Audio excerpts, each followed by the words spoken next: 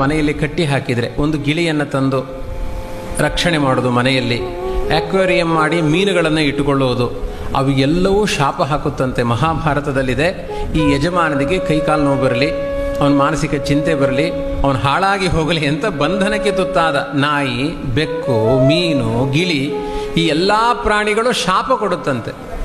ಇಷ್ಟಾಗಿ ಈ ಪಾರಿವಾಳ ಗಿಳಿಗಳೆಲ್ಲ ಮನೆ ಒಳಗಡೆ ಬಂದು ಏನಾದರೂ ಗೂಡು ಮಾಡಿ ಮೊಟ್ಟೆ ಇಟ್ಟರೆ ಅಕಾಲ ಮರಣ ಬರುತ್ತೆ ಅಂತ ಸೂಚನೆ ಅದು ಅಂತ ಹೇಳಿದ್ದಾರೆ. ಹಾಗಾಗಿ ಅವುಗಳನ್ನೆಲ್ಲ ಅತಿಯಾಗಿ ಪ್ರೀತಿಸಲಿಕ್ಕೆ ಹೋಗಬಾರದು. ಅವುಗಳು ಪ್ರಕೃತಿಯಲ್ಲಿ ಬದುಕಬೇಕಾದದ್ದು. ಆದರೆ ಪ್ರತಿಯೊಂದು ತಿನ್ನುವ ತುತ್ತಿನ ಜೊತೆಗೆ ಈ ಯಜಮಾನನಿಗೆ ಒಳ್ಳೆಯದಾಗಲಿ ಅಂತ ಆಶೀರ್ವಾದ ಮಾಡುವ ಏಕೈಕ ಪ್ರಾಣಿ ಹಸು ಮಾತ್ರ. ಇವತ್ತೇನಾಗಿದೆ ನಮ್ಮ ಸಮಾಜದಲ್ಲಿ, ಹಸುವೊಂದನ್ನು ಕಟ್ಟಲಿಕ್ಕೆ ತಯಾರಿಲ್ಲ. ನಾಯಿ ಕಟ್ಟುತ್ತಾರೆ, ಪುಚ್ಚೆ ಸಾಕ್ತಾರೆ, ಮನೆ ತುಂಬ ಪುಚ್ಚೆಗಳು. ಒಂದು ಬೆಕ್ಕಿನ ರೋಮದಲ್ಲಿ ಕೋಟಿ ಬ್ರಹ್ಮಹತ್ಯೆಯ ಪಾಪಗಳಿದೆಯಂತೆ. ಅದಕ್ಕೆ ಸಣ್ಣ ಸಣ್ಣ ಮಕ್ಕಳೆಲ್ಲ ಪುಚ್ಚೆ ಪುಚ್ಚೆ ಅಂತ ಅಚ್ಚೆ ಬಚ್ಚೆ ಎಲ್ಲ ಮಾಡಬಾರ್ದು. ಅದಕ್ಕೆ ಅತಿಯಾದ ಪ್ರೀತಿಯನ್ನು ಮಾಡಬಾರ್ದು. ಮಹಾಪಾಪಿಷ್ಠವಾದ ನಾನೇ ದೇವರು ಅನ್ನುವ ಅಹಂಕಾರಪಟ್ಟ ವ್ಯಕ್ತಿಗಳು ಬೆಕ್ಕಾಗಿ ಹುಟ್ಟಿರ್ತಾರೆ ಅಂತ ಇದೆ.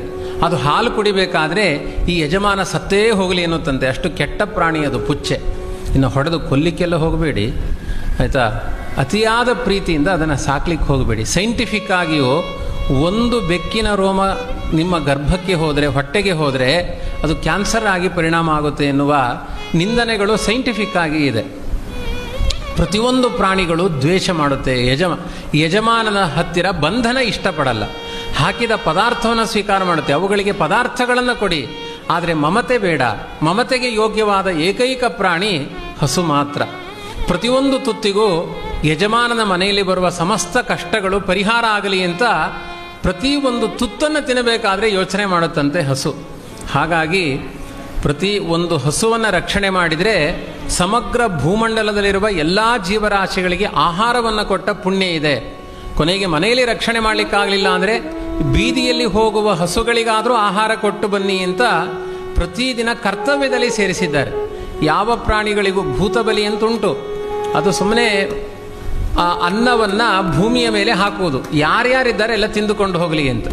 ಆದರೆ ಒಂದು ಮಂತ್ರ ಇರುವುದು ಹಸುಗಳಿಗೆ ಮಾತ್ರ. ಗಾವೋ ಮೇ ಮಾತರ ಸರ್ವಾಹ ಪಿತರಶ್ಚಾಪಿ ಗೋರುಷಾಹ ಗ್ರಾಸಮುಷ್ಟಿ ಪ್ರದಾನೇನ ಸಮೇ ವಿಷ್ಣು ಪ್ರಸೀದತು ಅಂತ ಮಂತ್ರಪೂರ್ವಕವಾಗಿ ಆಹಾರವನ್ನು ದಾನ ಮಾಡಿಸಿಕೊಳ್ಳುವ ಪ್ರಾಣಿ ಅದು ಹಸು ಮಾತ್ರ. ಗೋದಾನ ಅನ್ನುವ ಪದ್ಧತಿ ಇದೆ. ಎಲ್ಲಿಯಾದರೂ ಪುಚ್ಚೆ ದಾನ ಅಥವಾ ಶ್ವಾನದಾನ ಅಂತ ಇದೆಯಾ? ಇಲ್ಲೇ ಇಲ್ಲ. ಅದು ದಾನಕ್ಕೆ ಬರುವ ಪ್ರಾಣಿಯೂ ಅಲ್ಲ, ಅದು ಶಪಿಸುವ ಪ್ರಾಣಿ ಅಂತ. ಇದನ್ನು ಯಾಕೆ ಹೇಳ್ತಾ ಇದ್ದೇನೆ ಅಂದರೆ ಇವತ್ತಿನ ಸಮಾಜಕ್ಕೆ ತುಂಬ ರಿಲಿವೆಂಟ್ ಅದು. ಈಚೆ ಪ್ರಾಂತ್ಯದಲ್ಲಿ ಇನ್ನೂ ಕಡಿಮೆ. ನಮ್ಮ ಮೈಸೂರು ಬೆಂಗಳೂರಿನಲ್ಲಿ ಒಂದೊಂದು ನಾಯಿ ಸಾಕುವವನಿಗೆ, ಅದಕ್ಕೆ ನಾಯಿ ವಾಕಿಂಗ್ ಮಾಡಿಸುವವನಿಗೆ 35,000 ಸಂಬಳ ಉಂಟು. ಯಾವ ವೈದಿಕ ಬ್ರಾಹ್ಮಣನಿಗಿಲ್ಲ. ಇಬ್ಬರು ಹೊಟ್ಟೆ ಹಾಕಬಹುದು, ಬ್ರಾಹ್ಮಣನ ಹೊಟ್ಟೆ ತುಂಬಿಸಬಹುದು. 35,000 ಅದಕ್ಕೆ ಮೂತ್ರ ಮಾಡಿಸಿಕೊಂಡು ಬರುವವನಿಗೆ. ಇಂಥ ಅವಸ್ಥೆಗಳು. ಮತ್ತೆ ಅಲ್ಲಿದ್ದವರೆಲ್ಲ ಮನೋರೋಗಿಗಳೇ ಆಗ್ತಾರೆ. ನಾಯಿಯನ್ನು 5 ವರ್ಷ ಸಾಕಿ ನೋಡಿ, ನಿಮಗೆ ಮನೋರೋಗ ಜಾಸ್ತಿ ಆಗುತ್ತೆ ಅಂತ ಹೇಳಿದ್ದಾರೆ. ಹಸುವನ್ನು ಸಾಕಿ ನೋಡಿ, ನಿಮ್ಮ ಮನೆಯಲ್ಲಿ ಬೇಕಾದಷ್ಟು ಸಂತಾನ ಅಭಿವೃದ್ಧಿ ಆಗುತ್ತೆ, ಮನಸ್ಸಿಗೆ ಶಾಂತಿ ಸಿಗುತ್ತೆ ಅಂತ ಹೇಳಿದ್ದಾರೆ. ಇದನ್ನು ನಮ್ಮ ಸಮಾಜ ಅರ್ಥ ಮಾಡಿಕೊಳ್ಬೇಕಾಗಿದೆ. ಕಾರಿನಲ್ಲೆಲ್ಲ ಸಿಟಿಗಳಲ್ಲಿ ಪಕ್ಕದಲ್ಲಿ ಹೆಂಡತಿ ಕೂತ್ಕೊಳ್ಳೋದಿಲ್ಲ, ಹೆಂಡತಿ ಮನೆ ಕಾಯ್ತಾ ಇರ್ತಾಳೆ. ಆ ನಾಯಿ ಪಕ್ಕದ ಸೀಟಲ್ಲಿ ಕುಳಿತು ನಮ್ಮ ಎಂಚ ಅಂತ ಹೇಳ್ತಾ ಇರುತ್ತದೆ, ನೋಡಿ ನಾನು ಆ ಗಂಡನ ಪಕ್ಕದಲ್ಲಿ ಕೂತಿದ್ದೇನೆ ಅಂತ. ಇಷ್ಟೂ ಒಂದು ಅವ್ಯವಸ್ಥೆಗಳು ಇವತ್ತಿನ ಸಮಾಜದಲ್ಲಿ ಇದೆ.